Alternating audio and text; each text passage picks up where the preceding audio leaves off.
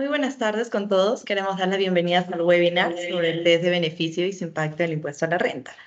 Hoy, junto a expertos de TPC Group y BAS Global, abordaremos temas muy claves y agradecemos que estén presentes el día de hoy.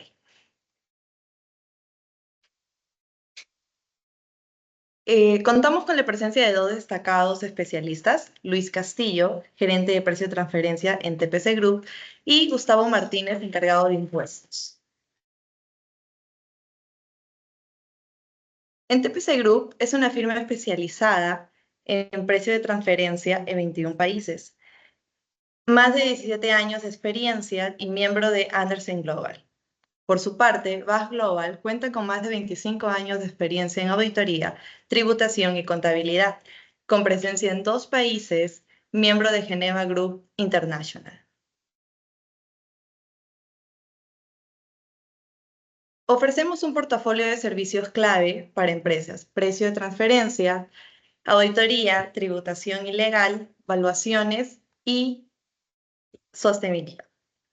A continuación, le doy pase a los expositores.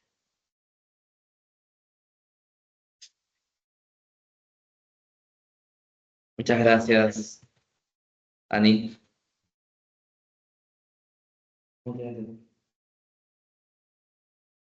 Bueno, buenas tardes con todos. Espero que se encuentre bien. Agradecemos su participación en el presente webinar. Bueno, como ya mencionó Ani, el tema del presente webinar es el test de beneficio y su impacto en el impuesto a la renta, ¿no? Entonces, para comenzar, es importante señalarles, ¿no?, que este tema, ¿no?, es de suma importancia cuando nos encontramos frente a operaciones con partes vinculadas, ¿no? Y para esto, ¿no?, y con esto queremos comenzar, ¿no? ¿Qué debemos entender por operaciones entre partes vinculadas? Nuestra normativa actual, sí, señala que se va a considerar parte vinculada a dos o más personas, empresas o entidades, cuando una de ellas participa de manera directa o indirecta en la administración, control o capital de la otra, ¿no? O cuando la misma persona o grupo de personas eh, tienen una participación directa o indirecta en la dirección o control capital de varias otras personas. Entonces, este supuesto, ¿no?, de cómo debe entenderse parte vinculada supone, y se pueden plantear numerosos ejemplos, ¿no? Nuestro reglamento ha establecido una lista, ¿no?, de 12, 13 supuestos, ¿sí?, en los cuales ha detallado cómo se puede entender cuando estamos frente a una parte vinculada. Hay diferentes criterios, como ya menciona bien la definición, ¿sí? Ya menciona el tema del control, ¿no?, la administración, a través también de la participación en el capital, ¿no? Y esto es lo curioso y lo resaltante, ¿no? Puesto que, como vamos a ver más adelante, el test de beneficios es una obligación que surge a partir de una operación entre partes vinculadas, ¿no? Entonces, lo que normalmente suele, bueno, la mayoría de personas, ¿no?, la mayoría de clientes, alguna vez cuando hemos conversado con ellos, el primer criterio que suelen fijarse para poder determinar si estamos o si están con una parte vinculada es siempre ven la parte de la participación en el capital. No, es decir, tienen el criterio del 30%.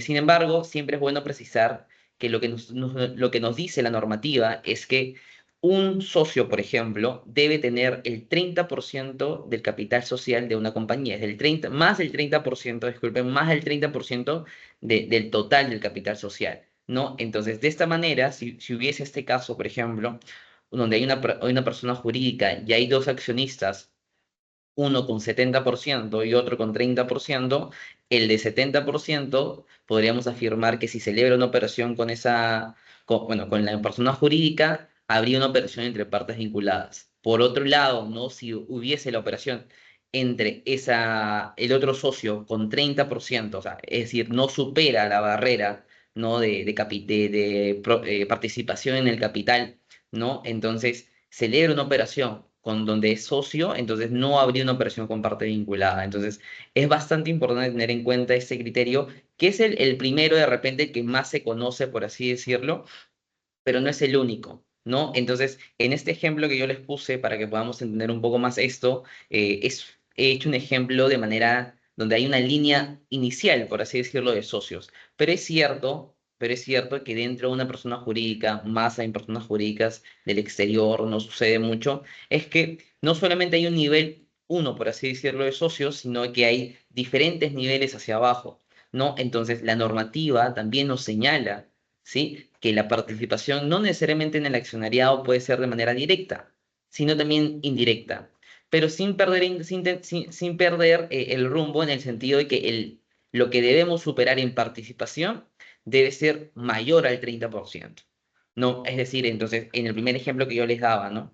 Pongamos, pongamos otros montos, ¿no? Una persona jurídica tiene dos socios, uno con 10% y el otro con 90%, ¿no? Pero ese socio que tiene 90% en línea uno, llamémoslo así, ¿no? Tiene abajo de él dos accionistas más, uno con 50%, por ejemplo, ¿no? Y otro con el otro 50%. Entonces, si hacemos una multiplicación del 50 sobre el 90, podemos afirmar que estos dos últimos socios que se encuentran en línea 2 tienen una participación mayor al 30% sobre el socio, la empresa jurídica que se analiza, ¿no? Entonces, de esta manera también se podría corroborar, ¿sí? Que hay una vinculación por accionariado, por la propiedad, por así decirlo, que se tiene, ya no de manera directa, sino de manera indirecta. Entonces, a nivel, solo hablando de la vinculación por accionariado, se pueden suscitar muchos escenarios, como les comento, ¿no? He puesto unos ejemplos un poco más simples para que se pueda entender, ¿sí? Pero obviamente ese es el criterio que más se conoce, por así decirlo, ¿no? Sin embargo, no hay que perder, como les comentaba al inicio, hay diferentes tipos a partir de la definición que señala la ley y el reglamento, se pueden desprender diferentes tipos de vinculación, ¿no? Así también, por ejemplo, la vinculación por poder de decisión, por control o por administración, ¿no? Entonces, esto sucede, por ejemplo, cuando se cuenta con directores, gerentes, administradores u otros directivos en común que se tengan dentro de las compañías. Y ambos directores, ¿no? Es que se van a repetir, por así decirlo, tienen un poder de decisión sobre los acuerdos financieros, operativos y o comerciales que se adopten. Entonces, no solamente si hay una participación en el capital social a través del accionariado, ¿no? Sino también, por ejemplo, cuando hay directores en común, cuando hay gerentes en común. Entonces, es importante tener en cuenta esto, ¿no? Puesto que a veces, ¿no? Puede suceder que hay directores en diferentes compañías que celebran operaciones y son los mismos. Dentro de cada compañía se ha decidido, porque tiene obviamente participación en tiene poder de decisión en los aspectos operativos, no financieros de la compañía, y le conviene, obviamente, porque conoce la otra compañía donde también se repite su participación como director, no que convendría, por ejemplo, llevar a cabo una operación. Entonces, tener en cuenta este criterio de vinculación por poder de decisión es sumamente importante para no escapar, ¿no? De las obligaciones tributarias a nivel de precio de transferencia que pueden surgir por esto, ¿no? Entonces, y así, ¿no? Como hay vinculación por accionariado, vinculación por poder de decisión y otros tipos de vinculación, traigo otro ejemplo para poder comentarlo, ¿no? A nivel de consorcios, ¿no? Cuando se celebra un contrato de consorcio, los consorciados con la nueva persona jurídica que se crea, por así decirlo, producto del contrato de consorcio, ¿sí? También si celebran operaciones los consorciados con esta nueva persona jurídica, por así decirlo, también estamos entre operaciones con partes vinculadas. O también otro ejemplo, cuando hay un establecimiento permanente, ¿no? De una persona jurídica, del exterior acá en el país, ¿no? Esas operaciones que pueden celebrar entre ellas también se puede considerar una operación con partes vinculadas. Como les comentaba al inicio, en el reglamento de nuestra ley de impuesto de la renta hay 12, 13 supuestos, ¿sí? Que se regulan de manera expresa, ¿no? Y que es importante tenerlos en cuenta siempre en un análisis cuando celebramos operaciones y tenemos la ligera duda, ¿no? Si de repente estamos realizando una operación con una parte vinculada, ¿sí? Y hay un dentro de este catálogo, por así decirlo, llamémoslo así, ¿no? De determinación de partes vinculadas, ¿no? Hay una operación que está en el último párrafo aproximadamente de esta normativa del reglamento que se llama vinculación por operación. Pero para este supuesto voy a darle pase a Luis para que les pueda comentar un poco más, ¿sí? Muchas gracias, Gustavo.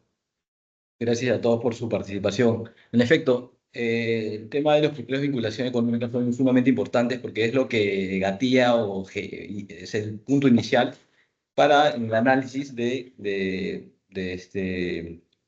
la evaluación para ver si empresas se encuentran dentro del ámbito de precio de transferencia, ¿no? Es lo que siempre los clientes o potenciales clientes consultan, ¿no? Si estamos vinculados o no con ciertas empresas, entonces a partir de ello es bastante relevante esta evaluación, ¿no? Y aparte, y como ya mencionaba Gustavo, de manera adicional a los criterios de vinculación por accionariado, directa o indirectamente, o por temas de cargos comunes o ejecutivos comunes con poder de decisión, en términos financieros, económicos, comerciales.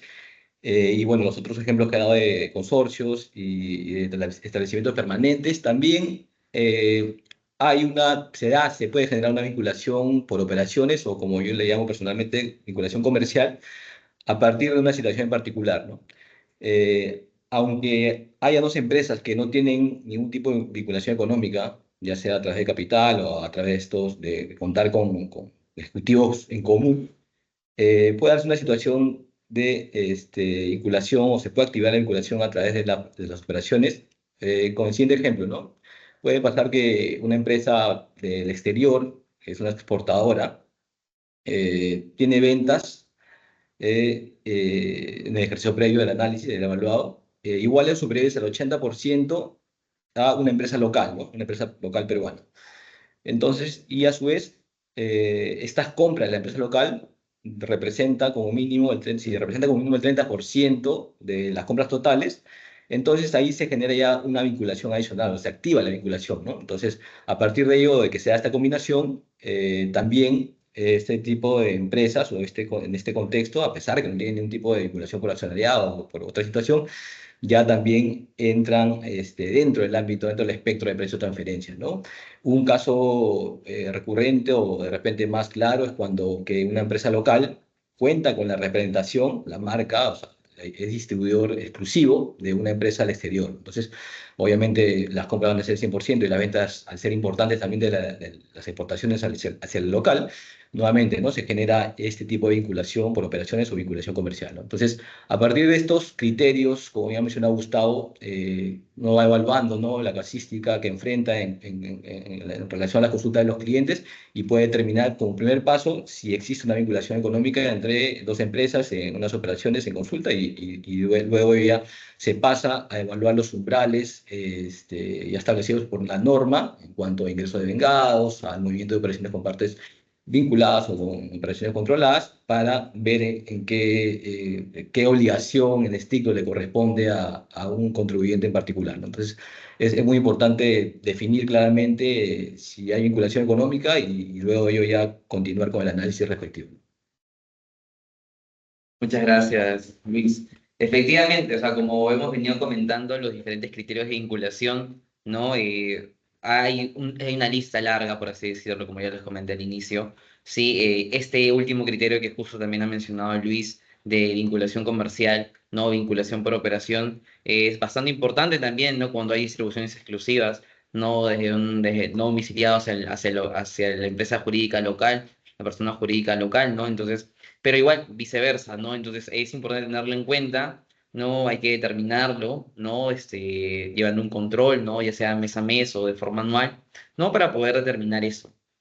Y bueno, esas son más o menos las situaciones que pueden gatillar configuremos como una parte vinculada con otra compañía, ¿sí? Y es importante tener en cuenta esto porque a partir de que conozcamos si estamos dentro del marco de una operación con partes vinculadas, ¿no? Van a resaltar diferentes obligaciones que tenemos que cumplir también a nivel tributario, ¿no? Y de precios de transferencia, ¿no?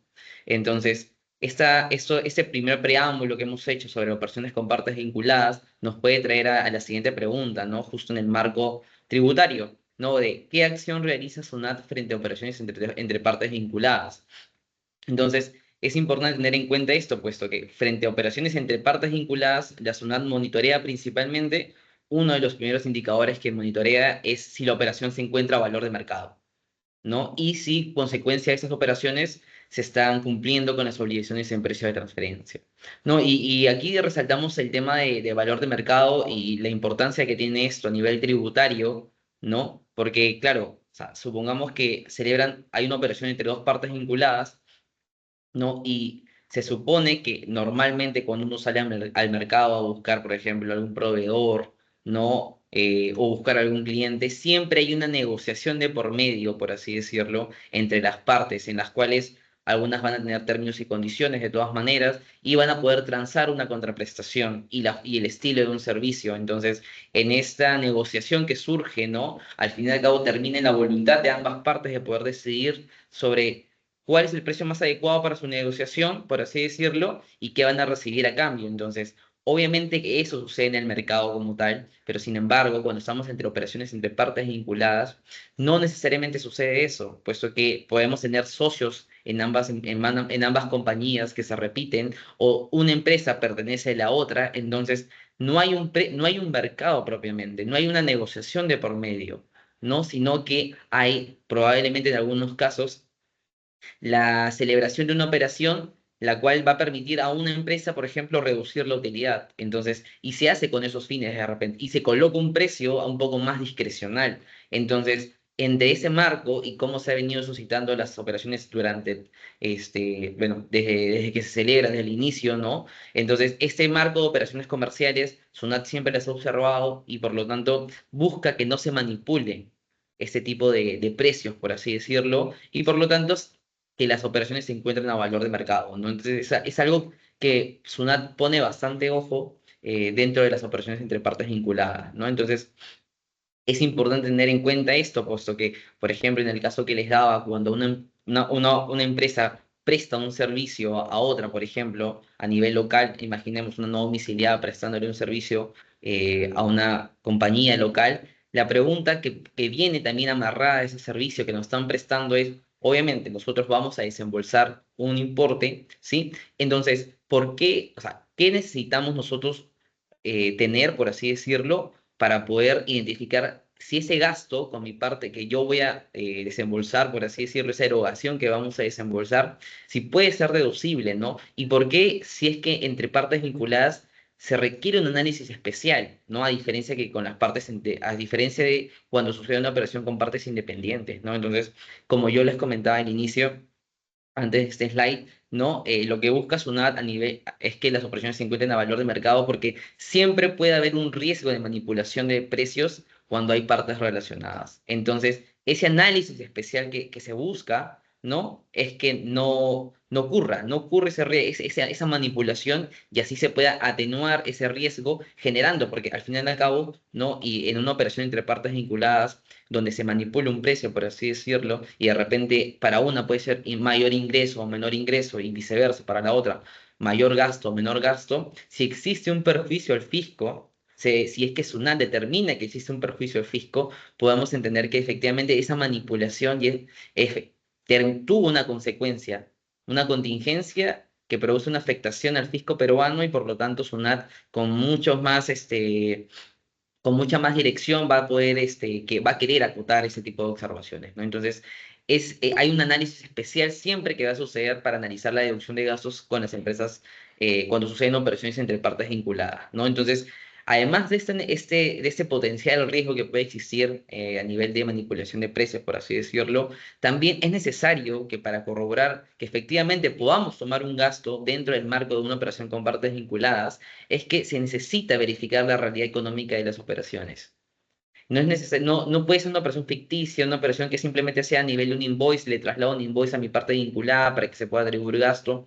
No necesariamente. No debe darse de esta manera. Entonces, hay detrás de esto, detrás de una operación que se pueda simular, no debe, o sea, porque puede suceder, ¿no? La idea es que no suceda, pero en este caso, para afrontar una fiscalización, por ejemplo, frente a SUNAT, necesitamos acreditar que efectivamente hay una realidad económica detrás de esas operaciones, no que hay documentación e información que sustenta que efectivamente se ha recibido el servicio o se ha prestado el servicio, dependiendo en qué situación nos encontremos, ¿no? Entonces, este punto 2 viene bien amarrado al punto 3, puesto que hay una importancia de documentar adecuadamente las transacciones. Si no tenemos esa posibilidad, esa capacidad como compañía para poder documentar y poder documentar y preparar un file de defensa, ¿no? Ante todas las operaciones y transacciones que tenemos con nuestras partes vinculadas, es seguro que ante una eventual fiscalización, con los plazos tan cortos que nos da SUNAT, ¿no? En las fiscalizaciones, no vamos a poder afrontar debidamente una fiscalización y por lo tanto ese que no hice antes, por así decirlo, esa actuación preventiva que no he podido tener mientras que realizo las operaciones con o sea, mis operaciones con mis partes vinculadas y estoy esperando que de repente llegue luego, posteriormente, una fiscalización, es bastante contingente, ¿no? Porque ya debemos saber aquí todos presentes que SUNAT, cuando viene con las fiscalizaciones, pide un sinfín de documentación para poder corroborar una operación que en el fondo efectivamente pudo haberse prestado, o sea, puede ser real, no es que estemos simulando operaciones nada por el estilo, sino que en ese sentido, SUNAT pareciera que mientras más documentación se le ofrece, va a quedarse un poco más tranquila. Entonces, de alguna manera, esa es la importancia de la carga documentaria, ¿no? Para poder demostrar que efectivamente se prestó el servicio y que existe una realidad detrás de esas operaciones, ¿no? Y por último punto, ¿no? Este cumplimiento de regulaciones específicas sobre el precio de transferencia que requieren la deducción de gastos cuando estamos bajo el marco de una operación entre partes vinculadas, me lleva a mencionar el título otra vez de este webinar, que es el test de beneficio, ¿no? Este requisito especial, por así decirlo, que se tiene en la deducción de gastos cuando estamos frente a operaciones en partes vinculadas, es el test de beneficio, ¿no? Que se puede definir o se puede entender como una herramienta fundamental, ¿sí? Para poder validar la necesidad, ¿no? Y determinar el valor real de los servicios prestados entre empresas de un mismo grupo económico, ¿no? De alguna manera, esta definición, por así decirlo, de test de beneficio que les estoy dando, sintetiza un poco, ¿no? Lo que hemos ya venido conversando, ya que por un lado se va a validar la necesidad, por así decirlo, una especie de causalidad, que es un requisito básico para la deducción de gastos, y por otro lado el valor real, ¿no? Ese valor de mercado que se busca, ¿no? Sustentar en el marco de operaciones entre partes vinculadas, ¿no? Entonces, sumamente importante tener en cuenta esto, ¿no? Para este punto. Y bueno, luego, ¿no? Como justo ya habíamos mencionado, ¿no? Los requisitos generales para la deducción de gastos. Esto capaz es un tema ya un poquito más tributario, pero es bastante importante porque tiene amarrado de alguna manera el test de beneficio, de alguna manera tienen bastantes puntos en común, ya que al final y al cabo cuando realizamos un gasto, o sea, realizamos una erogación, no siempre tenemos que identificar, ¿no? La causalidad. ¿No? La causalidad es un criterio fundamental para poder determinar si estamos frente a un gasto deducible o no. Y la causalidad se puede entender, ¿no? En que, por ejemplo, celebramos un gasto y cómo este gasto me ayuda a la generación de ingresos o cómo este gasto me ayuda a mantener la fuente que genera ingresos en mi compañía, ¿no? Entonces, obviamente que debemos también tener en cuenta que esta generación de ingresos no necesariamente tiene que ser presente. Puede suceder en muchos casos y sucede en la realidad que este tipo de gastos que realizamos me puede permitir generar ingresos, pero a largo plazo, mediano o largo plazo. Y en la pregunta es de si ese gasto en el cual incurro ahora no me genera ingresos en el ejercicio, pero me va a generar ingresos en futuros, puede ser causal y puede ser deducible. Claro que sí, obviamente que por detrás de esta afirmación se encuentra documentación que permita sustentar esas afirmaciones frente a una eventual fiscalización. Entonces, esa es la misión de la causalidad y así debe entenderse. Obviamente que también hay diferentes criterios, ¿no? Como la razonabilidad, ¿no? Que es decir, que los ingresos deben estar en correlación a los gastos, es decir, que los gastos deben ser razonables con los ingresos que tiene la compañía, ¿no? También otros criterios como la generalidad, que son puntuales para algunos casos cuando estamos frente a gastos laborales, por ejemplo, ¿no? Y la fehaciencia, que va un poco también con lo que ya hemos venido comentando anteriormente, ¿no? La importancia de la documentación de las operaciones para poder demostrarle a SUNAT que efectivamente se ha recibido, se ha prestado un servicio, ¿no? Y para que nos pueda, al final y al cabo, cuando responder una buena carta de fiscalización, ¿no? A nivel de todo este aspecto documentario que suelen solicitar. ¿No? Y bueno, obviamente también aquí en este punto de que ya hemos venido mencionando, el tema de las reglas de valor de mercado son sumamente importantes dentro de lo que hablamos para la deducibilidad de gastos. Contar con medios de pago, el tema de la bancarización es bastante importante, ¿no? Y contar con los comprobantes de pago respectivos para esto, ¿no? Entonces, si bien son aspectos capaz fundamentales que ya debemos tener presente en el día a día, sucede mucho, ¿no? Que a veces existe problemas no un debido orden dentro de las compañías y no se tiene todo esto ya preparado. Porque al fin y al cabo, la recomendación que damos hasta este punto es que la actuación preventiva siempre va a ser va a ser mejor que esperar una eventual fiscalización, ¿no? Toda esa documentación que hemos venido comentándoles que necesitan recopilar es para armar un buen file de defensa y ante cualquier fiscalización se pueda afrontar correctamente, ¿no? Y bueno, hasta aquí la parte de deducción de gastos, ¿no? Un poco también el preámbulo de las operaciones con partes vinculadas, ¿no? Y ya vamos a entrar un poco más a detallar sobre lo que es el tema del test de beneficio. Y para esto, para dar inicio a este tema bastante importante, le doy pase a Luis. Gracias, Gustavo, nuevamente. Sí, es muy importante lo que ha venido comentando Gustavo respecto a ciertos criterios que deben considerarse para que estos gastos sean finalmente, o se demuestren, ¿no? Que sean considerados como deducibles. Y siendo una de las herramientas principales, como ya también lo mencioné, fundamentales, este denominado test de beneficio, que viene a ser una obligación también que está dentro del compliance regular de lo que es precio de transferencia, ¿no?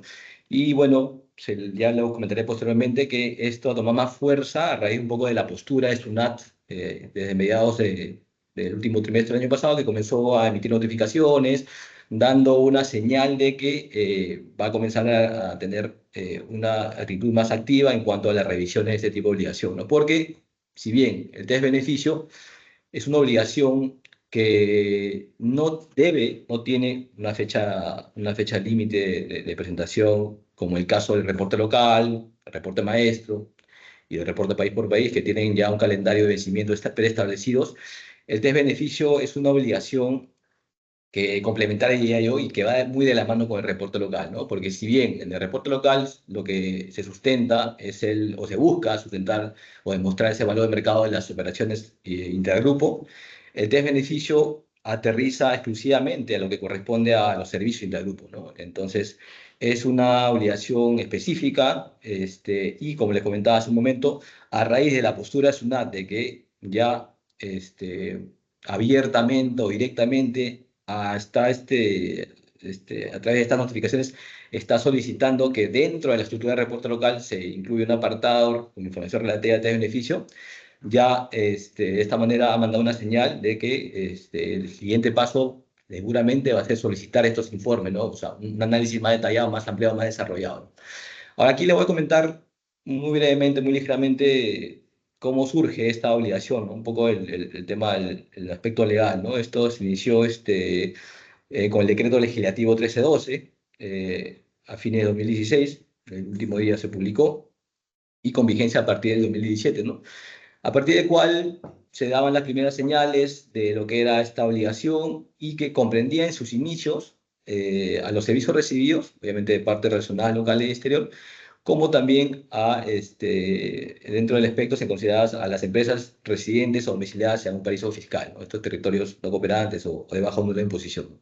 Sin embargo, se afinó esto y a través del decreto 1369, publicado en agosto de 2018, con vigencia a partir de enero de 2019, ya se acotó o se predefinió, no predefinió que únicamente el alcance del test beneficio iba a estar sobre los servicios recibidos que un contribuyente recibe sus partes relacionadas locales o del exterior. Entonces, de esta manera ya se estableció, ¿no? Las reglas claras y a partir de ello ya ha venido implementándose esta obligación, como les comentaba hace un momento, de repente con una actitud un poco por parte de los contribuyentes no tan atenta a este apartado, por el hecho que las obligaciones o el compliance regular era presentar la declaración jurada, de precio de transferencia, el reporte local y la demás capa de obligación, porque tenía vencimiento, tenía sanciones preestablecidas. Sin embargo, el test beneficio era mirado con cierta, de repente, no mucha atención, debido a que no se solicitaba, ¿no? Sin embargo, como les comenté hace un momento, a partir de las notificaciones que ya vamos a tocar posteriormente, ya consideramos que la SUNAT viene a tomar esta actitud más proactiva en cuanto a este tipo de obligación. Entonces lo va a requerir y por eso lo recomendamos altamente a nuestros clientes y potenciales clientes que deben considerar de esta obligación dentro del pool de todas las exigencias formales de precio de transferencia. Muchas gracias, Luis, por esa introducción en relación al test de beneficio. Y bueno, como primera aproximación al test de beneficio, ¿no? Como ya habíamos mencionado, esto surge como una herramienta fundamental para poder validar la necesidad y el valor real de los servicios entre empresas del mismo grupo económico. Entonces, mencionamos también que es un requisito fundamental para poder justificar la deducción del costo-gasto, ¿no? Para efectos de la determinación del impuesto de la renta. Por lo tanto, entonces el test de beneficio dentro de las operaciones, y repito, dentro de las operaciones en el marco de las de partes vinculadas, ¿no? Es sumamente importante, fundamental poder tenerlo, y siempre teniendo en cuenta esto, ¿no? Que quien tiene la obligación de tener el test de beneficio va a ser la compañía que recibe el servicio, ¿no? La que presta no, sino quien recibe el servicio será SUNAT a quien tenga, o sea, SUNAT si realiza una fiscalización apuntará a la empresa que recepciona el servicio a que pueda demostrar que efectivamente hay ha pasado, por así decirlo, este test de beneficio, ¿no? Que más adelante vamos a poder desarrollar, ¿no? Cuáles son las pruebas, ¿no? Por así decirlo, que se afrontan para poder determinar si es que se ha cumplido, por así decirlo, con el test de beneficio, ¿no? Entonces, es sumamente importante tener en cuenta esto, ¿no? Que es este tipo de herramienta fundamental y cuál es su función dentro del marco impositivo, ¿no? Que va a ser un requisito fundamental para poder reducir costo-gasto, ¿no? Entonces, como justo mencioné, ¿sí? El test de beneficio, ¿cuándo se cumple? ¿No? ¿Cuándo podemos considerar que efectivamente hemos pasado, por así decirlo, este test, ¿no? El test de beneficio que nos solicita la normativa para poder deducir un costo-gasto, ¿no? Y para esto, Luis nos va a apoyar para explicarnos detalladamente cada uno de estos puntos. Gracias, Gustavo, nuevamente. Sí, en efecto, como todo lo que corresponde a la normativa local de precio de transferencia, cuanto a las obligaciones formales y demás, este tema de test de beneficios surge a partir justamente de los lineamientos de la OCDE, ¿no? Que es el organismo, el ente regulador a nivel global, diría, de lo que corresponde a las reglas de lo que es precio de transferencia, ¿no? Y a partir de ello ya cada jurisdicción aterriza a su realidad un poco las normativas específicas, ¿no? Porque vale decir que este tema del test de beneficio es desarrollado, es implementado y exigido localmente. Sin embargo, en otras jurisdicciones no tanto es así, ¿no? Por eso que de alguna manera aquí estamos resaltando la relevancia de cumplir con esta obligación, ¿no? Entonces, el test de beneficio, como bien lo menciona su nombre, busca demostrar cumplir ciertas condiciones, ciertas características, busca que los servicios, nuevamente, ¿no? El test de beneficio el ámbito es exclusivamente para los servicios que un contribuyente local recibe de sus partes relacionadas. Entonces el fin de este test es que se cumplan ciertas condiciones para que los costos o gastos asociados a estos servicios que un contribuyente recibe sean considerados como deducibles en la determinación de impuestos de renta, ¿no? Y para ello tiene que cumplirse ciertas pruebas, que a continuación le voy a mencionar, y que deben estar bien tomadas en cuenta, ¿no? Por todos los contribuyentes que tienen dentro de sus casuísticas servicios de partes relacionadas, ¿no? El número uno hace referencia a la actividad de los accionistas, o de accionistas, perdón. Bueno, en este caso se denomina, se define como este tipo de actividades a servicios que la empresa matriz realiza únicamente o exclusivamente para buscar su propio interés, ¿no? Como accionista, sin beneficiar realmente al receptor del servicio, ¿no? Que es justamente lo que se busca, ¿no? En una relación comercial entre partes relacionadas, ¿no? Que una empresa, al prestar un servicio o al otorgar realizar determinadas funciones enmarcadas en lo que es un servicio, hacia la contraparte, busca que la posición, o sea, que reciba un beneficio y que su posición comercial, económica, financiera se mantenga o mejore, ¿no? Entonces, cuando las actividades están o se orientan a partir de que la matriz o la holding o una de las empresas del grupo, ¿no? Económico buscan únicamente un propio interés y no que el beneficio sea hacia la contraparte. Entonces, en este caso, se considera que o sea, no se estaría cumpliendo con esta condición o con una de las condiciones para que un servicio cumpla al final con el test de beneficio, ¿no? El segundo punto hace referencia a beneficios por sinergia, ¿no? Que está también asociado de la mano con lo anterior, ¿no? Por el hecho de que los servicios prestados deben beneficiar directamente a la empresa que lo recibe, ¿no? Obviamente eso es lo que le comentaba hace un momento también, que es que debería ser lo recurrente, lo usual, ¿no? Sin embargo, si estos beneficios no recaen directamente sobre el receptor de servicio, se puede decir, o que nuevamente regresan hacia el prestador o se diluyen de alguna manera en el desarrollo de estas funciones, se puede considerar que no pasa la prueba respectiva, ¿no? Entonces, tampoco se estaría cumpliendo con el segundo punto, ¿no? De evaluar un servicio entre partes vinculadas y de no tener esta característica, ¿no? Y por último, uno de los tres, una de las tres pruebas, ¿no? Recurrentes o más importantes, más relevantes en lo que es el test de beneficio, es lo que hace referencia a la duplicidad de funciones, ¿no? En este punto hace referencia a que las actividades que están asociadas a dichos servicios prestados no deben sobreponerse con ciertas actividades desarrolladas al interior de la empresa receptora del servicio, ¿no? Por ejemplo, en este caso, no sé, si es que la empresa A presta servicios administrativos o de gestión comercial o de gerenciamiento, sin distinguir en este punto si son de alto o bajo valor, que vamos a hablar de ese punto posteriormente.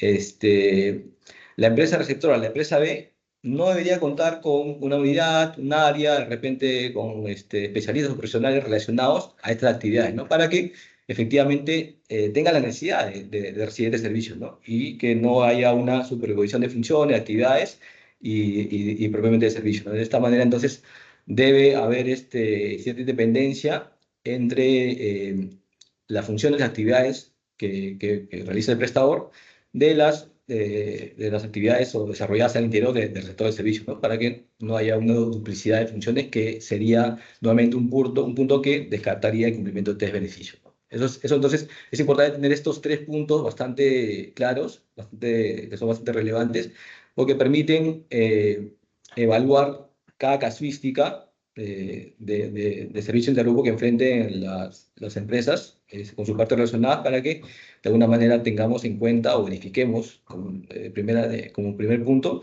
si es que finalmente una empresa está en camino de cumplir el test de beneficio, ¿no? Porque aparte de estos puntos también va a estar el tema de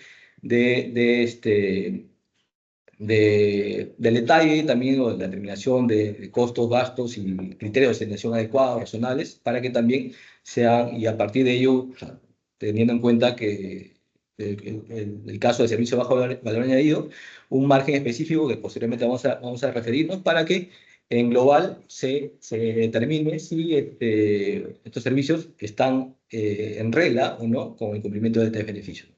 Lo que te puedo comentar. Gracias, Luis. Bueno, esas tres pruebas nos son sumamente importantes para verificar el cumplimiento del test de beneficio, ¿no?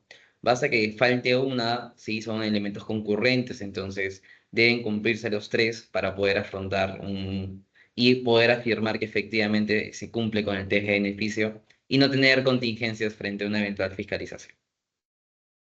Luego, esto también trae a colación como la definición inicial, ¿no? Cuando hicimos la aproximación del test de beneficio y que esta herramienta fundamental, ¿no? Que busca determinar la necesidad y el valor real, ¿no? Entonces, debemos identificar cuándo un servicio genera valor económico, ¿no? Para estos efectos, ¿no? Y, bueno, para determinar si un servicio genera valor económico comercial al receptor, ¿no? Es decir, la empresa que está recepcionando el servicio, se analizan dos aspectos principalmente, ¿sí? Como pueden ver en la PPT, ¿no? Se realiza un análisis funcional, ¿sí? Y un análisis de necesidad real del servicio. Entonces, el análisis funcional, por un lado, va a pretender verificar si el servicio ayuda a la empresa a operar normalmente, evaluando sus funciones, activos y riesgos, ¿no? Es decir, si este servicio que se está prestando realmente permite a la empresa, contribuye a la empresa dentro de la normal actividad que ésta puede realizar, ¿no? Y por otro lado, sí, en relación a la necesidad real del servicio, se debe comprobar si una empresa, independientemente en si una situación similar, lo hubiese realizado por su cuenta o lo habría contratado con un tercero. ¿no? Entonces, estos dos aspectos que se establecen, ¿no? Son sumamente importantes verificarlos para poder determinar si es que efectivamente un servicio genera un valor económico, ¿no? Y asimismo, nuestra normativa actual, ¿no? El artículo 118 de reglamento del impuesto a la renta, también señala, ¿no? Que un servicio se considera valioso cuando beneficia comercial o económicamente a quien lo recibe, ¿no? Y este beneficio, importante esta parte, que puede ser inmediato o futuro, y se confirma si el servicio es tan necesario que la empresa lo habría conseguido de otra manera, ya sea haciéndolo por su cuenta o contratándolo por alguien más. Entonces, de alguna manera lo que dice la norma lo hemos tratado de dividir en estos dos puntos de análisis funcional y necesidad real del servicio, ¿no? Y obviamente viendo este punto de que el beneficio no necesariamente tiene que ser presente, sino también puede ser potencial y es bastante importante cuando recibimos servicios, ¿no? que tienen un impacto en proyectos a largo plazo.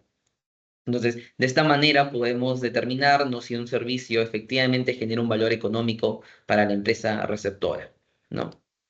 Y por otro lado, ¿no? Cuando un servicio no cumple el test de beneficio, ¿no? Entonces, nuestra normativa también señala que un servicio no cumple con el test de beneficio, por ejemplo, cuando este es realizado por la matriz u otro miembro del grupo o grupo en multinacional en muchos casos, no únicamente por su propio interés o beneficio. Y a partir de esta definición, por así decirlo, este enunciado, podemos traer algunos ejemplos que no lo menciona la norma como tal, pero se pueden inferir, ¿no? A partir de este entendimiento entre qué sí genera valor económico, ¿no? Y qué no genera un valor, ¿no? Probablemente para la compañía receptora de estos servicios. Entonces, por un lado, cuando se imputan costos asociados a la estructura jurídica de la matriz, por ejemplo, o cuando hay de por medio costos relacionados a los requisitos de información o rendición de cuentas de la matriz, o costos relacionados con la auditoría por parte de la matriz de las cuentas de las filiales llevadas a cabo exclusivamente a beneficio de la matriz y entre otras, ¿no? Entonces, el punto aquí para poder observar es que no sean servicios, ¿no? por los cuales la compañía pueda beneficiarse de alguna manera, ¿no? Entonces, ya que si es que estamos frente a este tipo de costos o gastos que están directamente asociados a la matriz, ¿no? Al socio, ¿no? A la parte vinculada, a la parte relacionada, no va a poder cumplir el test de beneficio y pasar las pruebas que efectivamente hemos comentado y que Luis ha explicado bien sobre este punto, ¿no? Entonces, es bastante importante tener en cuenta no solamente las pruebas que ya justo se ha explicado, sino también determinar efectivamente ese valor económico, ¿no? Al fin y al cabo, el test de beneficio va a poder recopilar todo esto y un test de beneficios, bueno, se puede materializar en un informe, ¿no? En el cual se identifique todas estas pruebas, ¿no? Todos los elementos que contribuyen para poder llegar a estas conclusiones, ¿no? Y efectivamente determinar que sí estamos ante un servicio que efectivamente cumple con este test, ¿no? Entonces, esto también trae a colación un elemento bastante importante porque durante toda la presentación hasta ahora hemos estado hablando del término servicio, ¿no? De un servicio recibido, ¿no? Por parte de una operación, por parte de una parte relacionada. Entonces, esta definición de servicio, este término servicio, el año pasado trajo un poco de acotaciones, ¿no? Porque muchos clientes, muchas compañías tenían, ¿no? De alguna manera cierta duda de que frente a qué operaciones podemos efectivamente tener la obligación de sustentarlas con un test de beneficio. Entonces, dentro de esta confusión, dentro de esta discusión, dentro de este debate, a propósito de que SUNAT comenzó a emitir esquelas de citación, no para poder requerir estos test de beneficio por las operaciones recibidas, era que obviamente los contribuyentes tenían esta duda, ¿no? Y bueno, producto de en esta situación de emisión de esquelas de citación y que había una duda sobre efectivamente qué se trataba, qué podía sustentarse o no con un test de beneficio, es que sale el informe 70-2024, en el cual, y voy a leer expresamente esta cita, ¿no? Del test, del informe, en el cual dice: se concluye que el test beneficio solo aplicará, valga la redundancia, a servicios que impliquen una obligación de hacer y no a operaciones que constituyan una obligación de dar, como por ejemplo los arrendamientos o licencias de uso de marca entre partes vinculadas, ¿no? Y esta interpretación resulta relevante, por lo tanto, pues delimita que las rentas pasivas entre partes vinculadas deberán sustentar su valor de mercado también, ¿no? pero mediante unas normas distintas al test de beneficio, ¿no? Entonces, bastante importante esto, porque si la operación que yo realizo con mi parte vinculada no califica como un servicio, por lo tanto, a nivel de la definición que nos ha podido establecer SUNAT a través de este informe, no tendremos la obligación de sustentar esa operación con un test de beneficio, lo cual va a aligerar la carga administrativa tanto de la compañía como a nivel de costo tributario. Por lo tanto, entonces, lo que debemos llevarnos es que cuando estamos frente a un servicio, cuando de por sí media una obligación de hacer de una parte para la otra, ¿no? Entonces, si no media esto y simplemente hay una obligación de dar, de entregar algo, entonces no estaremos frente a un servicio y por lo tanto no tendremos la obligación de sustentar esta operación con un test de beneficio. Bastante importante tener en cuenta esto porque como ya hemos mencionado reiteradas veces durante la presentación, el test de beneficio permite sustentar el costo-gasto cuando estamos en el marco de una operación con partes vinculadas. Y bueno, continuando con esto, ya hemos hablado un poco sobre el test de beneficio, ¿no? Sobre las pruebas, sobre qué busca, ¿no? Qué busca acreditar, pero asimismo, ¿no? La documentación para la sustentación de ese test de beneficio también es bastante importante, ¿no? Porque no solamente se pueden quedar en ideas, ¿no? Entonces, ¿qué pasa? ¿No? Para poder cumplir con un buen test de beneficio, la documentación e información es bastante importante, ya que se debe contener información que pueda acreditar que sucede o que ha ocurrido una prestación efectiva de ese servicio. Debe haber documentación e información que permita acreditar la naturaleza del servicio y la necesidad real del mismo, ¿no? Y de alguna manera para poder acreditar estos puntos que acabo de mencionar, es necesario que el test de beneficio cumpla con algunos requisitos mínimos, ¿no? Como la descripción del servicio prestado, ¿no? Y el detalle de los destinatarios del servicio. Las razones que justifican que el servicio prestado cumple con el test de beneficio, aquí podemos hablar sobre las pruebas, de alguna manera también trae a colación un poco de la causalidad que también hemos comentado, ¿no? Y la justificación de la prestación del servicio en el contexto del negocio o el grupo multinacional, ¿no? Entonces, es por qué yo necesito tener ese servicio, en qué manera me va a ayudar, ¿no? Entonces, para la compañía. Entonces, esta documentación que se puede recopilar, que va a tener que tener como finalidad acreditar la prestación efectiva, la naturaleza y la necesidad real del servicio, es bastante importante, ¿no? Y además, no quiero dejar de mencionar este último punto, ¿no? Que pueden ver en el punto 4, que es el de costos y gastos incurridos por el prestador de servicio, así como los criterios razonables para la asignación de aquellos costos y gastos. Aquí durante la presentación hemos hablado al inicio que dentro del marco de las fiscalizaciones con SUNAT, por ejemplo, SUNAT pone mucho ojo en lo que son el valor de mercado. Y aquí justo entra un poco la situación del valor de mercado, ¿no? Porque ya por un lado hemos hablado de las pruebas, de la documentación, de la información que debemos tener para cumplir con un buen test de beneficio, ¿sí? Pero en la contraprestación que se asigna a nivel del test, producto del test de beneficio que se realiza para esos servicios recibidos de mi parte relacionada, va a estar en función a los costos y gastos incurridos por ese prestador del servicio, asignándole un margen de rentabilidad, ¿no? Entonces, para poder acreditar esto, porque obviamente yo para poder asignar un valor, si ya como tal el test de beneficio de alguna manera me dice que debo tener una correlación de los gastos y costos incurridos, a la cual yo le voy a asignar un margen de rentabilidad para poder determinar cuánto va a ser el gasto deducible para la empresa que recibe el servicio, debemos contar con lo siguiente, ¿no? Con el detalle de los costos y gastos incurridos, ¿no? Por el prestador de servicio, el criterio elegido para la asignación de los costos y gastos, ¿no? Y el margen de ganancia aplicado y su justificación.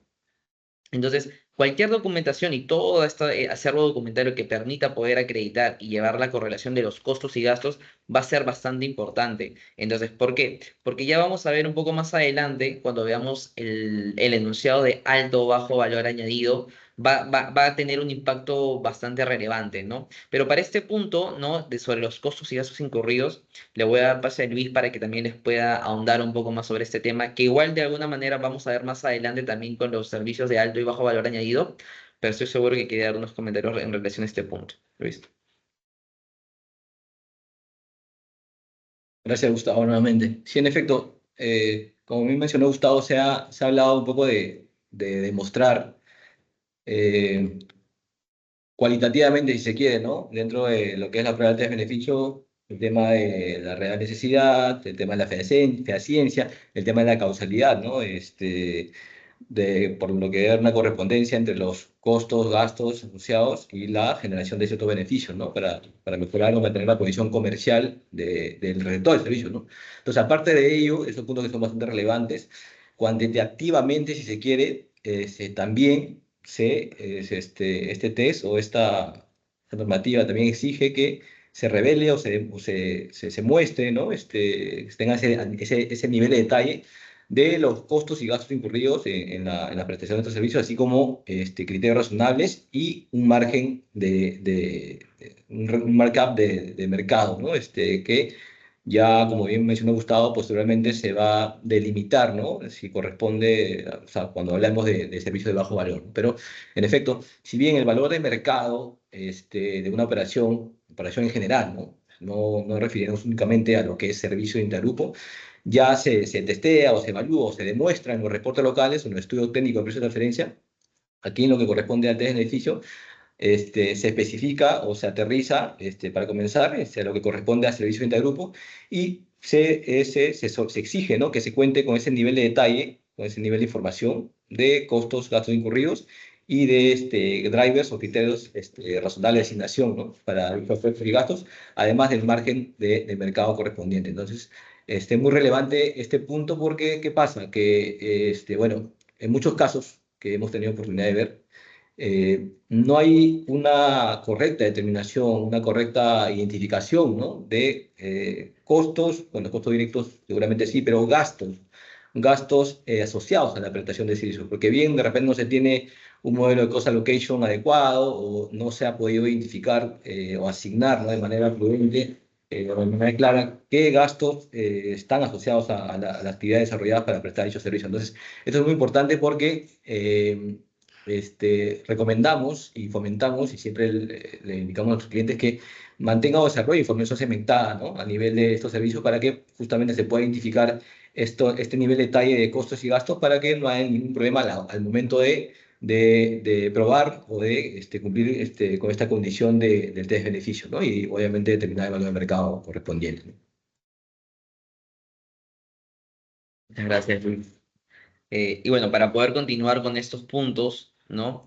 Bueno, y a breve resumen también es que los medios probatorios son bastante importantes, como ya lo hemos venido comentando. Entonces, la importancia de recopilar todo esto, ¿no? Como por ejemplo órdenes de compra y de servicio, contratos, correspondencia comercial, ¿no? Informes relacionados con el uso del servicio y toda la documentación ligada a esas contrataciones es bastante importante, ¿no? Así como informes tributarios que analicen, ¿no? Toda la situación de test de beneficio, ¿no? Y puedan elaborar un buen informe que materialice el paso de las pruebas, ¿no? Para que cuando en una eventual fiscalización venga SUNAT a poder requerirlo, ya se tenga todo preparado y sin cuidado, ¿no? Se pueda argumentar, bueno, algunos puntos a favor de la compañía, ¿no? Para poder evitar acotaciones.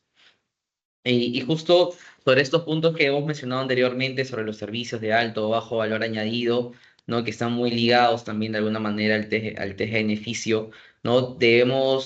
Vamos a describirlo a través de características para que sea bastante entendible, ¿no? Porque servicios bueno, la mayoría aquí sabemos exactamente cuándo estamos frente a un servicio, no como tal, pero esta calificación de bajo valor añadido o alto es determinante y va a estar bastante ligado con la situación de los costos o gastos asignados para poder determinar, ¿no? El valor que se le va a asignar a la contraprestación dentro del servicio que estamos recibiendo, por así decirlo. Entonces, un servicio de bajo valor añadido, como característica principal, podemos decirlo así, es que tiene un carácter auxiliar o de apoyo. Es decir, que no constituye una actividad principal, ¿no? Del contribuyente. Por lo tanto, eso es lo que tenemos que llevarnos como definición o, bueno, características principales de un servicio de bajo valor añadido. A diferencia, ¿no? De un servicio de alto valor añadido, como podemos verlo en este slide, no es que estos servicios van a estar relacionados con el core business o el negocio principal de la sociedad. Entonces, la principal diferencia de ambos tipos de servicio, ya sea de bajo o alto, es el carácter de servicio que tiene. Ya si uno es auxiliar o de apoyo, será de bajo valor añadido, y si uno es a nivel del core business de la sociedad, será de alto. ¿Y por qué? ¿Y por qué la importancia, no? ¿Por qué la diferencia? Y es porque cuando justo, y voy a permitirme retroceder algunos slides, ¿no? Cuando justo hablábamos sobre los costos y gastos incurridos y se señalaba que se podía asignar un margen de ganancia aplicado, ¿no? Y que este margen tenía que ser justificado, dentro de esta justificación está relacionado a que también podamos determinar si estamos frente a un servicio de bajo o alto valor añadido. Como podemos ver en el presente slide, ¿sí?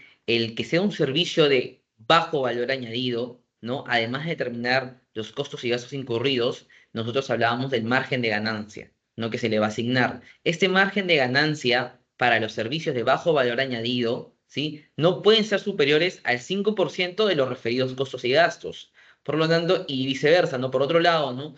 El tema de los servicios de alto valor añadido sí puede ser superior a ese importe de 5%. Entonces, la importancia de saber diferenciar cuando estamos frente a uno u otro va a poder permitir asignarle ese margen de ganancia, ¿no? Y esto obviamente afecta a nivel impositivo, puesto que cuando estamos frente a un servicio de bajo valor añadido, como por ejemplo un back office, ¿no? Podemos, por poner un ejemplo, ¿no? Entonces, el margen de ganancia que se le va a asignar no puede superar el 5. ¿Qué pasa si supera el 5%? ¿No? ¿Qué pasa si le colocamos un 7%? ¿No?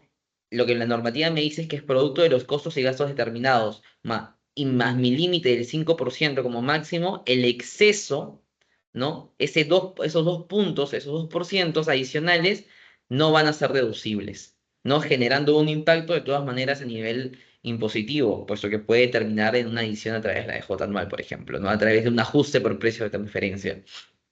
Entonces, bastante importante tener en cuenta esto, ¿no? Porque si superamos ese margen del 5% establecido por normativa para los servicios de bajo valor añadido, ¿no? El exceso va a tener que ser reparado, ¿no? Entonces, lo mismo esto no pasa con los servicios de alto valor añadido, ¿no? Que como ya bien definimos, no son servicios relacionados en los cuales esos servicios están relacionados y pueden ser del core business o el negocio principal de la sociedad, ¿no? Y nuestra normativa establece una especie de listado, considero no taxativo, ¿no? Sino que de manera enunciativa para poder entenderse cuando estamos en un servicio de alto valor añadido, que, bueno, voy a pasar a comentárselo, ¿no? En que en el principal están los servicios que constituyen la actividad principal del contribuyente, lo que comentamos al inicio, core business, negocio principal, ¿no? Otros tipos de servicios como de investigación y desarrollo, servicios de fabricación y producción, ¿no? Transacciones financieras, extracción de exploración y transformación de recursos naturales, y entre otros, ¿no? Entonces, bastante importante tener esto porque en algunos casos sí hemos visto que los servicios de alto valor añadido pueden colocarle tasas de 8 o 10%, de acuerdo a lo que se pueda determinar bajo un estudio correcto de precio de transferencia. ¿Sí? Y bueno, este punto ya al cual vamos a entrar es un poco ya para ir cerrando, ¿sí? La presentación. Ya hemos hablado un poco de las operaciones con partes vinculadas que dan pie a conocer que cuando estemos en una operación bajo este ámbito, vamos a requerir un test de beneficios si somos la empresa que recepciona, ¿no? Y que recibe estos servicios, ¿no? Entonces, ahora, para ir cerrando también, ya hemos conocido también cuando estamos frente a un servicio de alto o bajo valor añadido, ¿no? Entonces, por lo tanto, sabemos que el año pasado SUNAT estuvo notificando, ¿no? Esquelas a los contribuyentes, ¿no? Y era un poco relacionado a esto, ¿no? A lo que era el test de beneficio, cuando estamos frente a un servicio, cuando no, ¿no? Entonces, para este punto, ¿no? Voy a darle paso a Luis para que pueda dar sus comentarios. Y bueno, muchas gracias. Gracias, Gustavo, una vez más. Sí, en efecto, solo para dar una idea cierre respecto al tema de servicios de alto y de bajo valor, o de bajo valor y no de bajo valor añadido, este, comentarles que sí, si bien es cierto, la normativa es expresa, es clara y directa que para los servicios de bajo valor añadido se debe establecer un markup de 5% sobre los costos y gastos asociados a la prestación de dichos servicios de soporte, de auxiliares y demás, ¿no? Ya está predefinida este tope sobre el cual si uno excede ese límite, ya, como bien mencionó Gustavo, habrá reparos, habrá deducciones. En el caso de servicio de no bajo valor añadido o de alto valor, quieran denominarlo, este, lo que va a determinar el tope o el parámetro, o sea, no hay algo directo establecido, va a ser justamente el valor de mercado, ¿no? O el intercuartil de mercado, ¿no? Si se quiere.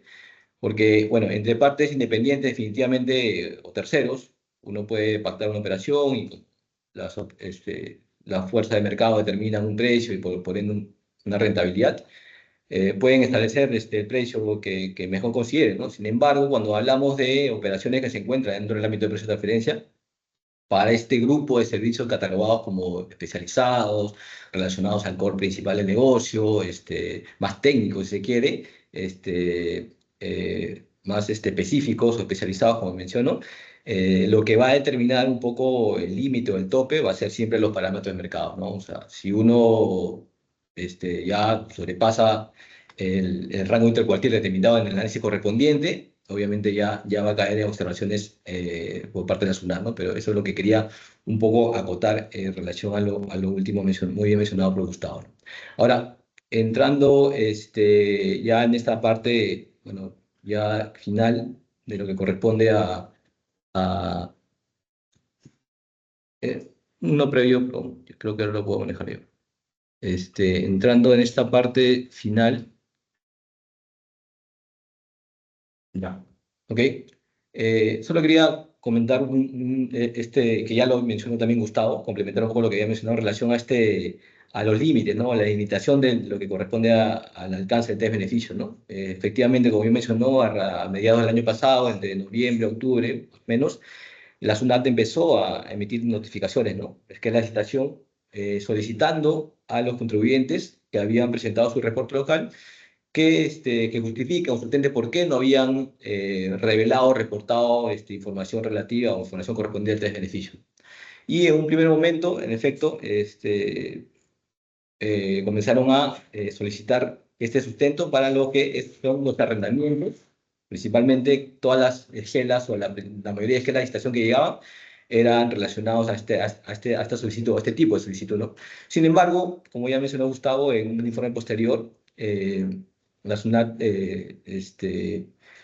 emitió una opinión respecto a este punto, indicando que, como ya sabemos, que los arrendamientos y los otorgamientos de licencias correspondientes a pago de regalías por cesión de uso de marca no se encontraban dentro del ámbito de precio de transferencia, ¿no? Entonces, este es un punto importante porque obviamente descarta dentro del ámbito este tipo de operaciones. Sin embargo, deja abierto, y obviamente con una justificada razón, que este tipo de operaciones ya se analicen o se evalúen considerando el valor de mercado, ¿no?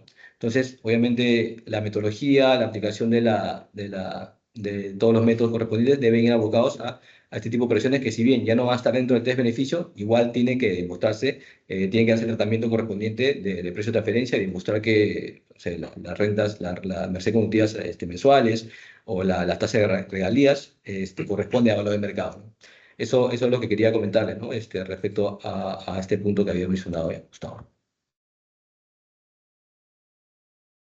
Ahora, justamente como les había mencionado previamente en alguno de las diapositivas, y a raíz justamente un poco ya de esta postura un poco más proactiva de la SUNAT en cuanto a estas revisiones, a estas evaluaciones, ya se ha delimitado o ya de manera más clara dentro de la estructura del reporte local, lo que ya estaba establecido previamente definitivamente, que dentro de la estructura de este estudio técnico, informe técnico, tiene que haber una parte, un apartado, una sección con información relativa al test de beneficio, ¿no? Donde, bueno, justamente se mencione un poco de la naturaleza del servicio, un poco de la necesidad, la fehaciencia, y también el tipo de característica de servicio que es, ¿no? Si se puede considerar de alto o bajo valor añadido, ¿no? Entonces, a partir de estas notificaciones, ya la SUNAT ha mandado una alerta para que a ningún contribuyente se le pase este detalle, ¿no? Y para que de esta manera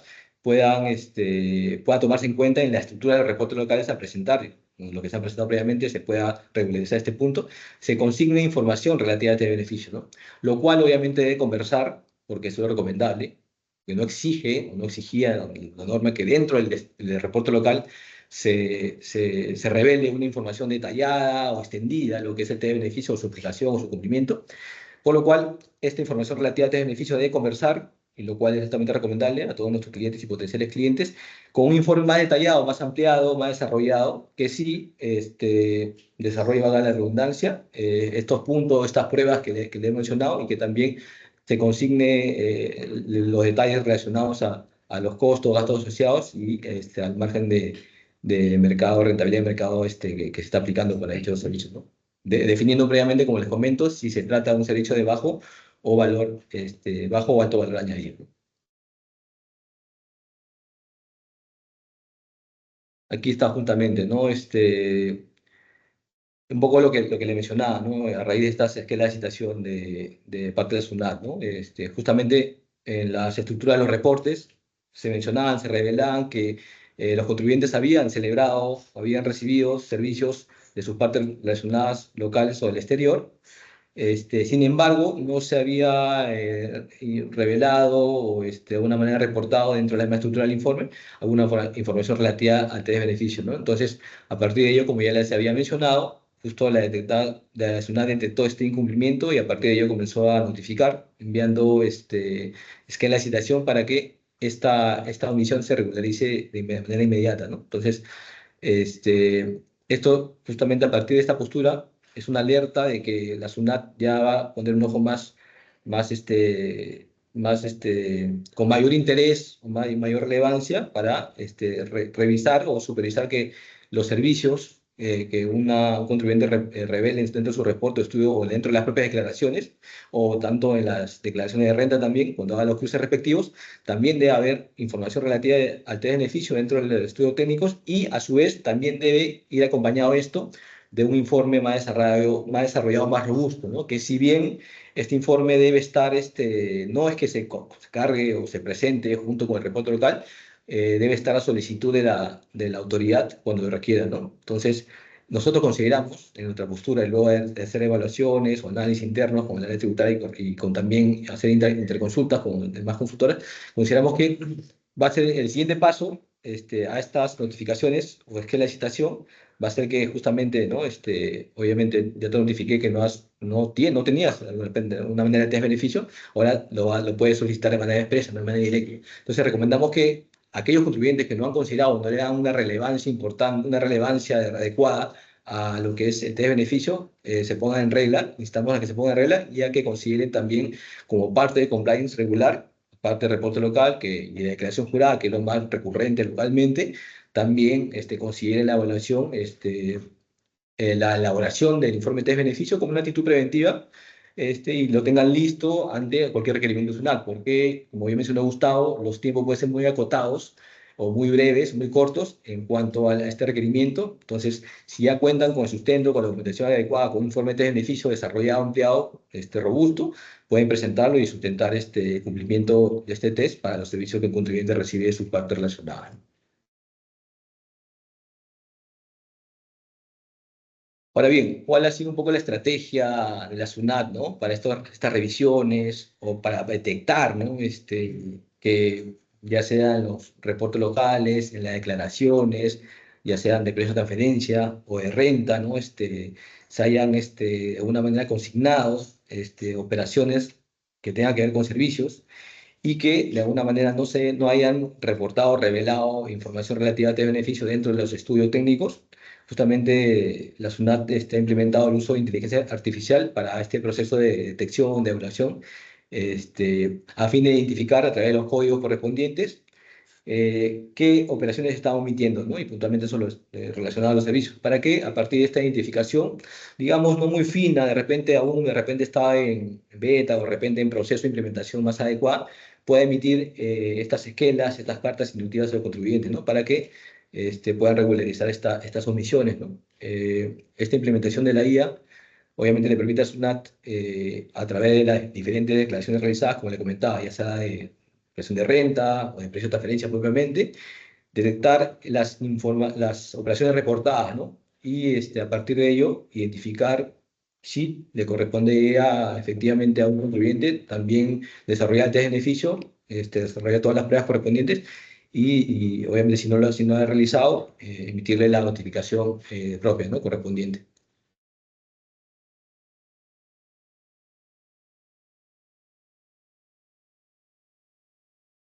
Ok, ya para ir cerrando esta presentación, este webinar, relacionado principalmente a lo que es este beneficio y sus implicancias en lo que es el impuesto a la renta, vamos a darles algunas recomendaciones, ¿no? Para poder enfrentar o poder atender algunas revisiones por parte de la autoridad, o también de manera preventiva, para estar preparados ante estas potenciales revisiones, ¿no? Porque siempre como recomendamos, y como ya bien mencionó Gustavo, la actitud proactiva o la actitud preventiva siempre es muchísimo mejor a que, bueno, luego de haber cerrado un ejercicio, cerrado los números, cerrado el año fiscal, querer hacer o querer implementar una acción cuando ya casi no van a tener margen de maniobra, ¿no? Entonces, cuando se realiza ex ante del cierre o de implementarse una operación, se puede aún realizar los ajustes respectivos o complementar la información o buscar el sustento adecuado para que estas operaciones estén cubiertas, ¿no? Entonces, a manera de recomendaciones, altamente le mencionamos que le sugerimos que se establezcan políticas de precio de transferencias, ¿no? Esto es recomendable para que se respalden las transacciones que se realizan o que se realizarán de parte de la SUNAT, ¿no? Porque si bien es cierto, uno, uno que pertenece, un contribuyente que pertenece a un grupo económico o que tiene partes relacionadas, en el día a día tiene operaciones que ya desarrolladas, ¿no? De repente ya mapeadas, ya implementadas, ¿no? Pero eso no quita que posteriormente se vaya a implementar una nueva operación, o una operación similar con otra filial o con otra empresa en una otra jurisdicción. Entonces, si a partir de ello ya se tiene claras, reglas claras en cuanto al tema de la política de precio de transferencia, ya va a ser más sencillo determinar de repente el precio, la contraprestación adecuada o un tipo de interés a determinar cuando se trata de financiamientos o una tasa de regalía, ¿no? O el margen de mercado para los servicios de intergrupo que hemos mencionado en el presente webinar, ¿no? El segundo punto, altamente recomendable, es que se prepare un archivo de defensa o un defense file, ¿no? Un defense file que permita recopilar el sustento, ¿no? Toda la documentación soporte, ya sea a través de contratos, facturas, informes técnicos, correos, ¿no? Información comercial, que permita respaldar las operaciones y obviamente también la determinación de valor de mercado, ¿no? A través de análisis prospectivos o estudios de rango de mercado o planeamientos y que puedan respaldar o sustentar que un precio determinado en una operación intercompany se ha determinado respetando el principio de libre competencia, ¿no? Eh, Justamente, ¿no? El tercer punto hace referencia a lo que ya le mencionaba previamente, ¿no?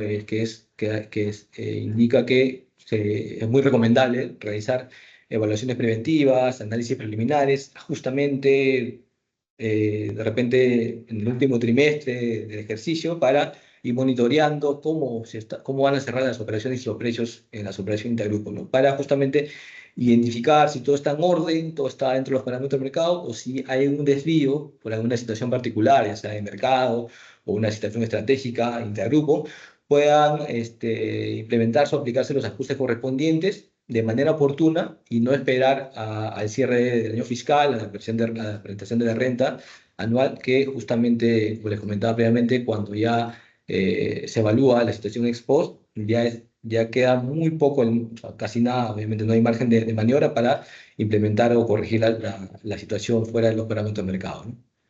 Este, Otro punto importante a mencionar es que siempre se monitoree o se testee o se tenga una referencia de cómo le está yendo a la empresa versus la industria o el sector en el cual se desenvuelve, ¿no?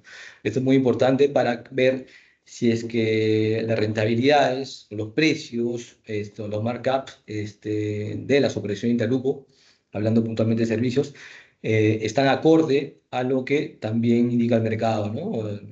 Desarrollado por empresas independientes, ¿no?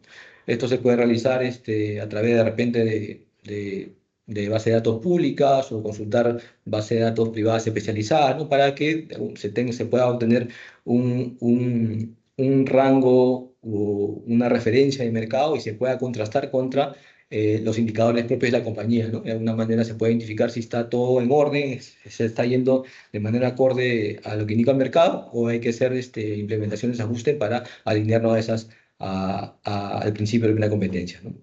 Eh, Nuevamente, la documentación soporte es muy importante, que pueda, es muy altamente recomendable justamente contar con todos los registros posibles, ya sean contables, contratos, facturas, como les mencionaba previamente, para poder respaldar que las operaciones se han realizado efectivamente, había una necesidad real, obviamente, y también que los precios pactados se han determinado respetando el principio de plena competencia, ¿no? Esto es para evitar o prever cualquier cuestionamiento, cualquier observación por parte de la autoridad y poder demostrar que no ha habido ningún tipo de manipulación o no ha habido ninguna suerte de estrategia para beneficiarse de una situación que no corresponde a la del mercado, ¿no?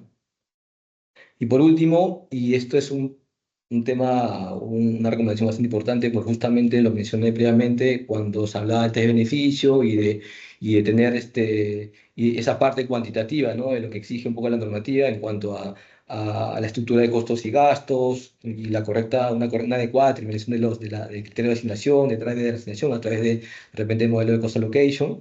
Esto va de la mano, esta recomendación va de la mano con eso, porque justamente y bueno, y es la primera información que solicitamos, de repente cuando vamos a evaluar un caso, una compañía en particular, es justamente la información financiera segmentada, ¿no? Que implica que se tenga mapeado, bien determinado, todos los costos, gastos bueno, todos los costos y gastos, perdón, asociados a un servicio, una operación en particular, para que a partir de ello se pueda determinar el margen puntual o específico de dicha operación, dicho servicio, y en función a ello se pueda determinar, se pueda testear si primero que todo cumple con el valor del mercado y luego tratándose de test de beneficios si cumple también con ese criterio solicitado, ¿no? Entonces, este punto es bastante importante porque justamente cuando evaluamos servicios u operaciones relacionadas a servicios, eh, a veces los contribuyentes no tienen ese nivel de detalle, no tienen información debidamente mapeada, ¿no? Llegan de repente hasta el nivel de costos,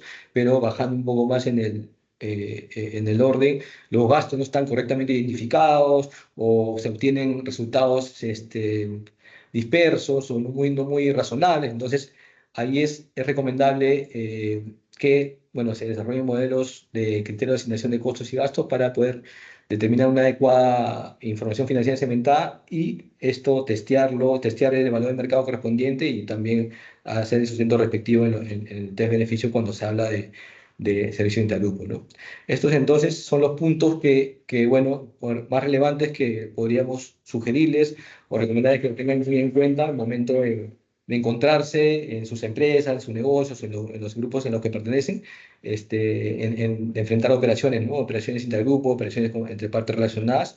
Y bueno, obviamente que ha sido la razón de este webinar, puntualmente hablando de servicios intergrupo, ¿no? Porque estos puntos van a permitir que se haga una prevención adecuada, se establezcan políticas adecuadas, se tenga la información documentada, sustentada de manera adecuada y se puedan realizar análisis preventivos para poder tener bien mapeado cómo está yendo las rentabilidades o indicadores de la compañía relacionados a operaciones intergrupo versus la industria del mercado, ¿no?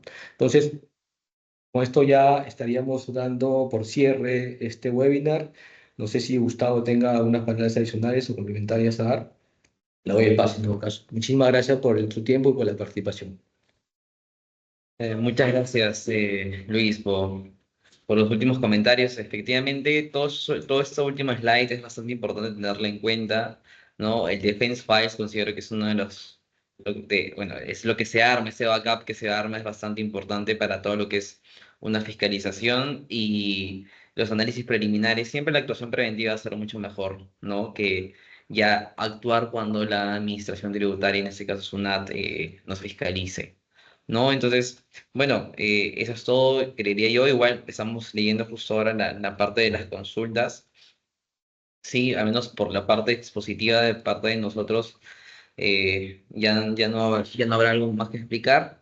Sí, pero vamos a leer las consultas que nos puedan mandar a través del chat, ¿no? Para poder ir respondiéndolas.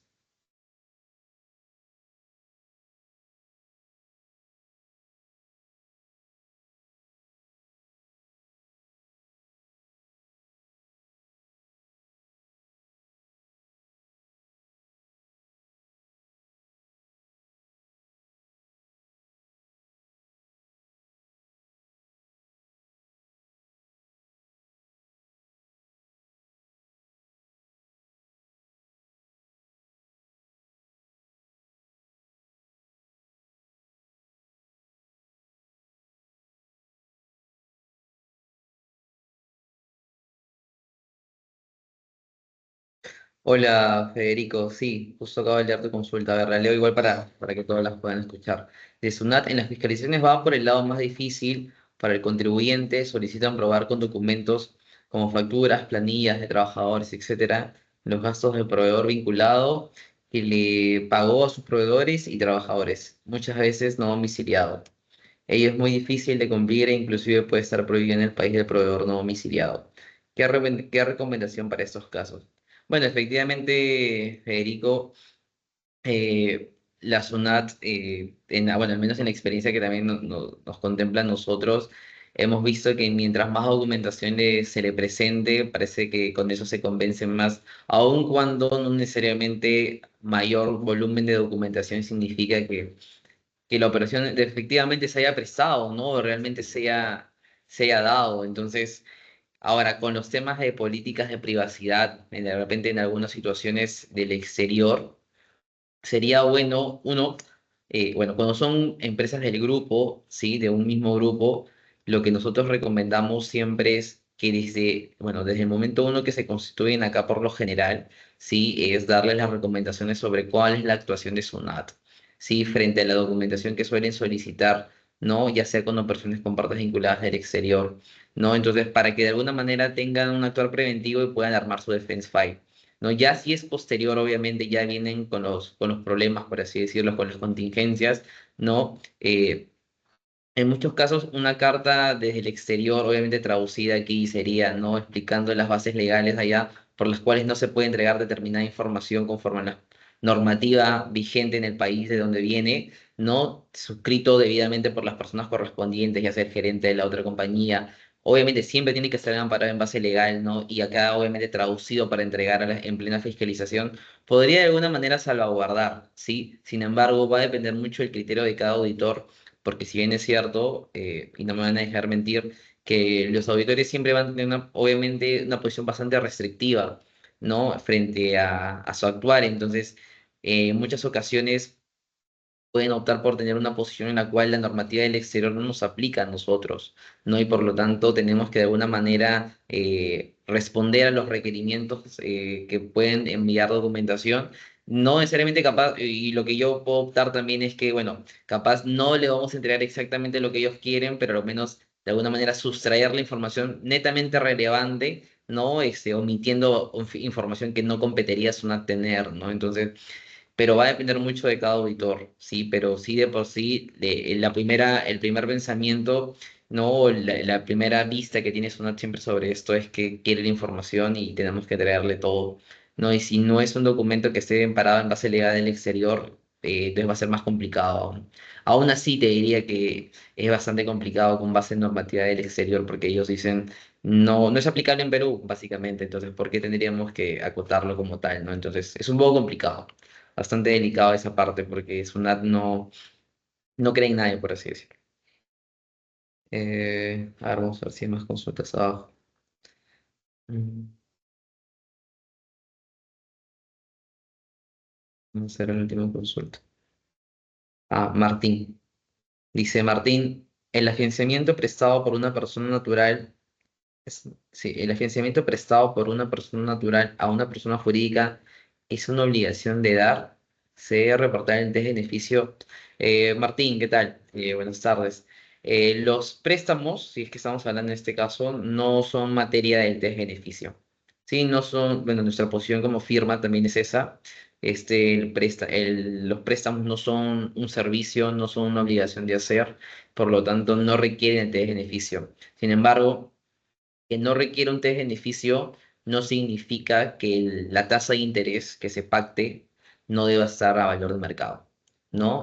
Obviamente que debe pasar por un estudio de proceso de transferencia para determinar, un estudio de rango de mercado sería más apropiado decir, para determinar que la tasa de interés pactada entre el socio y la compañía se encuentra a valor de mercado, ¿no? En caso de no estarlo y generar perjuicio fiscal, podemos afrontar un ajuste, ¿no? En una eventual fiscalización, ¿no? Con SUNAT, ¿no?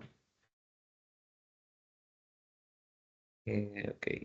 Luego, Rosa, buenas tardes, dice, algunas veces cuando son vinculadas no proporcionan el costo del servicio. ¿Qué sustentos se pueden presentar si es back office del mismo grupo? Ay, Luis, de repente, ¿has visto algún caso parecido? Consulté a Rosa. ¿Qué tal, Rosa? Buenas tardes. Claro, es una situación bastante recurrente, común, o sea, y cuando se habla inclusive, o con mayor razón, cuando se presenta una situación de ser partes relacionadas, con mejor dicho, con una parte relacionada no domiciliaria, ¿no? Porque a veces es complicado que puedan alcanzar, porque hay temas burocráticos de repente por medio, entonces accedas a esa información a detalle del, la estructura de costos y gastos, más el margen de mercado que deberían, o el margen de, sobre esos costos y gastos que deberían estar aplicando, es a veces complejo o es difícil, ¿no? En esas situaciones, lo ideal es que sí, que se busquen los medios para que puedan proporcionar dicha información, porque hablando de un servicio de consulta puntual, de back office, el tema de back office es bastante general, ¿no? Bastante estándar de repente, ¿no? No debería haber mucho tema o al momento de determinar el margen, ¿no? Porque son servicios soportes o servicios auxiliares, si se quiere, ¿no? Entonces, ahora, si por A o B, bueno, no es lo más adecuado, ¿no? No es más recomendable, porque siempre lo ideal es analizar, realizar un análisis transaccional, ¿no? Obviamente de la operación en particular. Para este caso, si es que se agotan los medios y no es posible obtener información del margen, un margen de mercado, una estructura de costos y gastos por una operación en particular, se puede optar por un análisis alternativo a través de la rentabilidad global de la compañía, ¿no? Que hacer un análisis directo, justamente fijándonos en la rentabilidad operativa o la utilidad sobre costos y gastos, dependiendo del tipo de negocio que sea, de toda la compañía, ¿no? A partir de su estado financiero global. Entonces, ese sería un mecanismo de repente indirecto, no más recomendable, porque siempre es mejor realizar un análisis directo puntual, transaccional, pero esa sería una alternativa, ¿no? Igual siempre recomiendo que a todos nuestros clientes se agoten todos los medios para conseguir dicha información de la contraparte, ¿no?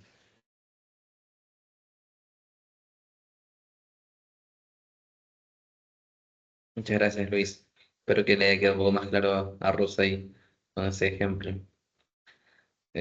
Bueno, en caso no haya más consultas, bueno, les agradecemos a todos por su participación en el webinar. Entendemos que estamos en cierre de mes y bastante complicado también las fechas, ¿no? Y el trabajo, así que nada, muchas gracias. Muchas gracias a todos por participar.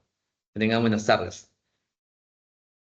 Y en caso tengan alguna consulta adicional, igual siempre están nuestros correos aquí, no tanto de Luis como el mío, nos pueden escribir, no hay ningún problema. Así que, Buenas tardes también, muchas gracias. gracias.